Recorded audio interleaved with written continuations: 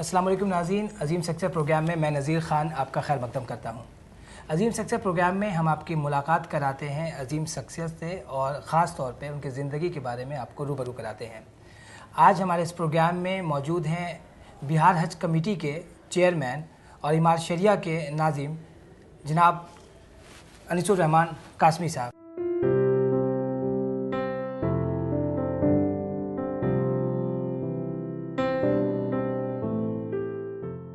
जनाब मोहम्मद अनीसुर रहमान कासमी की पैदाइश 6 जुलाई 1960 को वेस्ट चंपारण के कथरी गांव में हुई।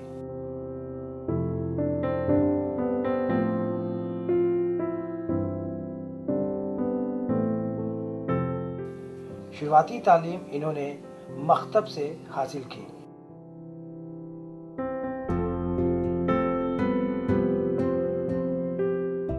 और बाद में इन्होंने मदरसा रियाजुल उलूम में दाखिला लिया।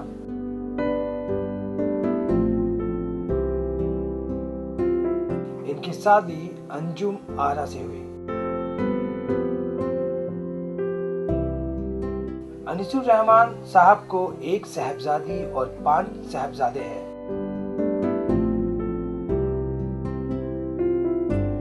साहबजादी की शादी हो चुकी है। सबसे बड़े साहबजादे तालीम हासिल करने के बाद अपना बीएड कॉलेज चला रहे हैं और बाकी साहबजादे अभी तालीम हासिल कर रहे हैं।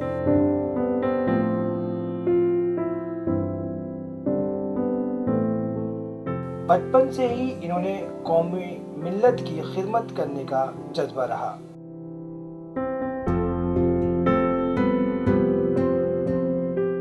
नतीजन आज वो नाज़िम इमारत शरिया हैं और चेयरमैन हज कमेटी के हैं। अनीसुर कासमी साहब, आपका बहुत बहुत खैर मकदम है हमारे इस अज़ीम सक्सेस प्रोग्राम में। बहुत शुक्रिया कि आपने मौका दिया।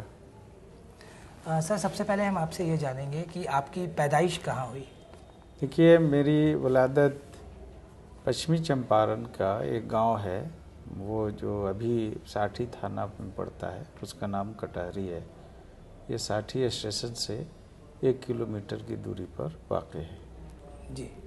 वहीं मेरा बचपन भी गुजरा, वहीं मेरी पैदाइश भी हुई। शुरुआती तालीम आपने कहाँ से हासिल की? हर गांव में मस्जिद के मातहत या गांव में एक मकतब हुआ करता था जिसमें कोई आलिम होते थे। तो मेरे यहाँ भी ये सिस्टम था। करीब का मदरसा था लेकिन गांव में इब्तदाई तालीम का नज़्म था, जहाँ हम लोगों ने मैंने और मेरे उम्र के और दूसरे लड़के लड़कियों ने उसी मकतब में तालीम पाई। मेरे उस वक्त के उस्ताद थे इब्तदाई मौलवी मोहम्मद यूसुफ साहब, जो अब मरहूम हो चुके हैं, जो उसी गांव के रहने वाले थे।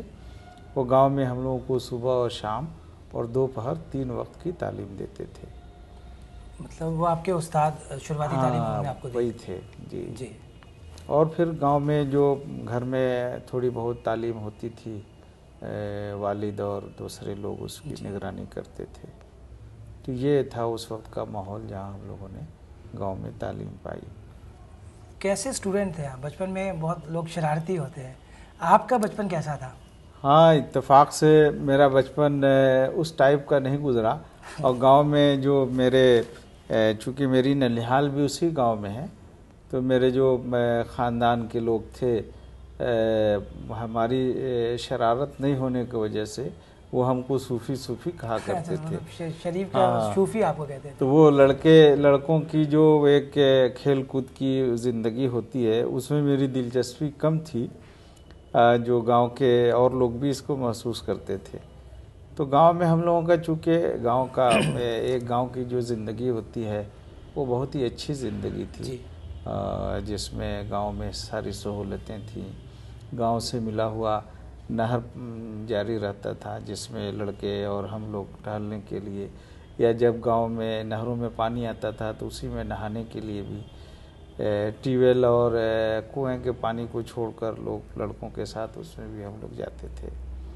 और उस ज़माने में गांव में हम लोगों के यहाँ फुटबॉल की खेलों में ये खेल होता था वॉलीबॉल का उस ज़माने में हम लोगों के बचपन में उतना वो नहीं था, तो फुटबॉल हम लोग मैं भी उससे जाकर खेलता था। आप खेलते थे कि नहीं? नहीं, मैं भी खेलता था। कैसे खिलाड़ी में शुमार थे आप? तेज भाई थे? फुटबॉल में चूंकि उस ज़माने में कोई बहुत ही अच्छा इंतज़ाम नहीं था, तो हम लोग गांव के खेल ही तक महदूद रह गए। फिर जो मदरसों में गए तो वो सिस्टम वहाँ मौजूद नहीं पाए थे। अच्छा, मदरसे में वो सब नहीं था। हाँ। बचपन में हर एक किसी का ख्वाब होता है कुछ अलग करने का, बेहतर करने का। क्या आपने कभी कुछ ऐसा सोचा कि मुझे कुछ ऐसा करना है? हम लोगों की ज़िंदगी जो थी वो गांव के और घर के हिसाब से, वो मैं बैकग्राउंड में मजहबी ज़िंदगी थी जी। तो हम लोगों के दिल में ख्याल आता था कि लोगों के मजहबी एतबार से भी बेहतर काम करना है, तालीम अच्छी पानी है। तो वही चीज़ ज़िंदगी में भी रही, बाद के दिनों में भी। तो दुनियावी और चीज़ों के बारे में उस ज़माने में हम लोगों का तस्वुर नहीं था कि कोई बड़ा ओहदा पे जाना है या ऐसा, उस ज़माने में तस्वुर नहीं था बचपन में। तालीम हासिल करने के बाद मज़हब हाँ, उस ज़माने में चूँकि गांव में हमारे यहाँ सियासी लोगों की आमद बहुत कम थी ऐसे भी, लेकिन मजहबी जो बड़े लोग थे उनकी आमद साल में होती थी।